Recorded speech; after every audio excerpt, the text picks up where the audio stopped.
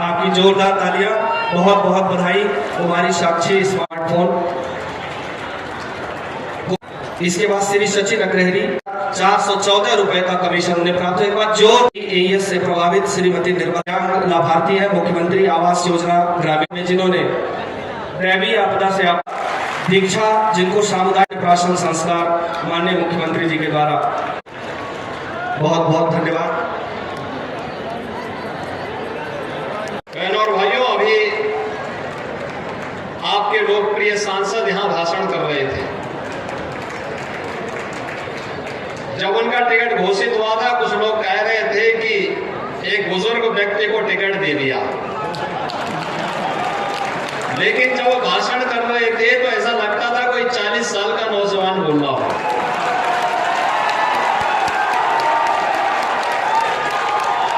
अच्छे अच्छे जवान उनके सामने फेल हैं। और पिछले 10 वर्ष के अंदर मैंने देखा कि कोई सांसद अपने संसदीय क्षेत्र की जनता के साथ वहां की सुख दुख की, उनकी समस्या हो, विकास से जुड़ी हुई कोई समस्या या आपदा से संबंधित कोई समस्या, जितनी त्वरित और जितनी सहानुभूतिपूर्वक वे यहां के गरीबों के साथ, गांवों के साथ जुड़े हुए हैं, अन्य इस प्रकार का जन सांसद मिलना बहुत कठिन है। और मैं इसके लिए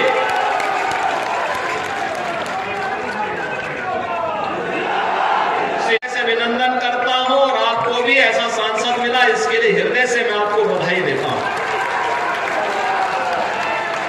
बहनों और भाइयों, सिद्धार्थनगर जनपद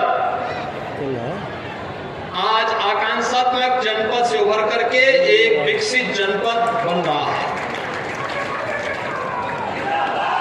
आकांक्षात्मक जनपद यानी पिछड़ा जिला ये था ही इसलिए क्योंकि यहां पर बुनियादी सुविधाएं नहीं थी। शासन की गरीब कल्याणकारी योजनाओं का लाभ किसी गरीब को नहीं मिल पाता था।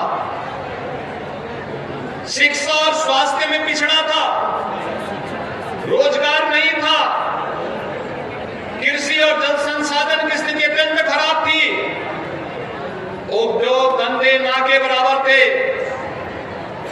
और एक तरफ माफिया गरीब के हक को हड़पता था और दूसरी तरफ मच्छर यहां के नौजवानी को बचपन में ही निगल जाता था।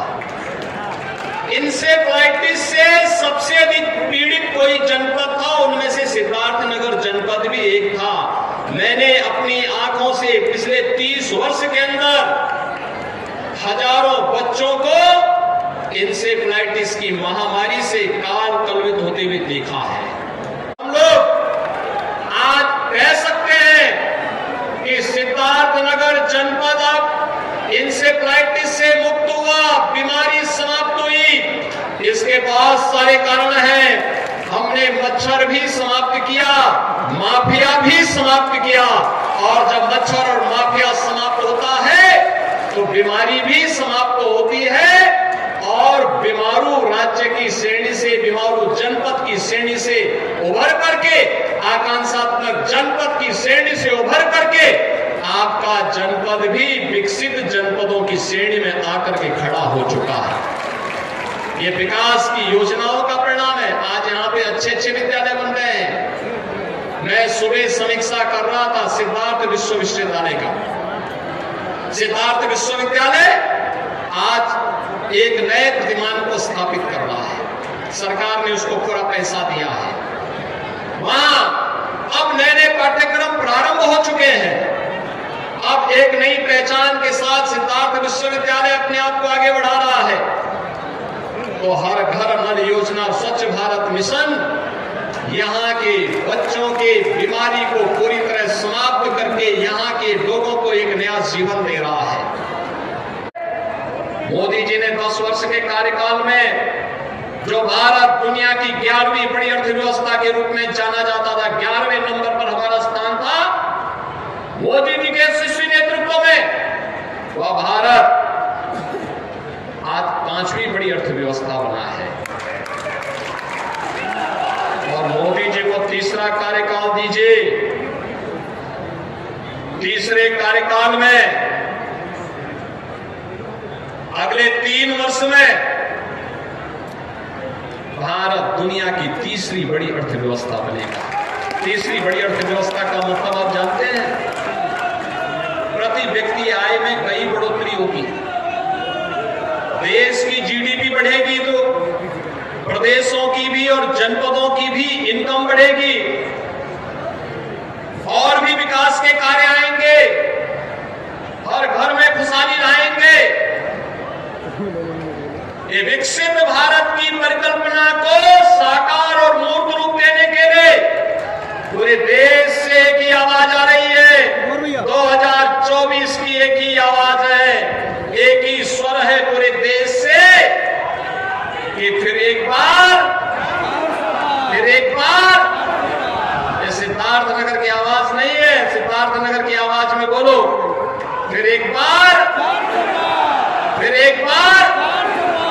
मोदी सरकार। और यहाँ के जनमानस के उत्थान है सदैव संकल्पित रहने वाले हमारे जनप्रिय लोकप्रिय माननीय मुख्यमंत्री महोदय यहाँ पधार कर जनपद के विकास को परियोजनाओं की इतनी बड़ी सौगात देने के लिए हम पूरे जनपदवासी आपके आभारी हैं। एक बार फिर से आपका बहुत बहुत धन्यवाद, बहुत बहुत आभार।